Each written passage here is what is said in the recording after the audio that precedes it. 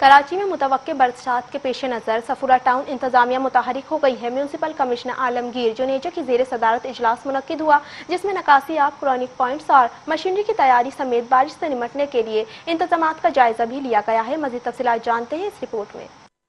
Chairman Safura town Rashid خاص خیلی کی ہدایت پر میونسپل کمشنر عالمگیر جنیجو کی صدارت میں منعقدہ اجلاس میں ایگزیکٹو انجینئر امداد سولنگی، انچارج میونسپل سروسز حافظ عبداللہ اور دیگر افسران نے شرکت کی۔ اجلاس میں متوقع برسات کے دوران شہریوں کو درپیش مشکلات سے بچانے کے لیے نکاسی آب کے انتظامات پر تفصیلی غور کیا گیا۔ میونسپل کمشنر نے ہدایت کی کہ صفورہ ٹاؤن کے تمام کرونک پوائنٹس کا فوری سروے مکمل کر کے پیشگی انتظامات کو حتمی شکل دی جائے، دستیاب مشینری کو مکمل طور پر فعال رکھا جائے اور ضرورت پڑنے پر اضافی مشینری کی فراہمی بھی یقینی بنایا جائے۔ انہوں نے محکمہ B&R کو نالوں کی صفائی اور روانی برقرار رکھنے کے لیے فوری اور مؤثر اقدامات کرنے کی بھی ہدایت کی۔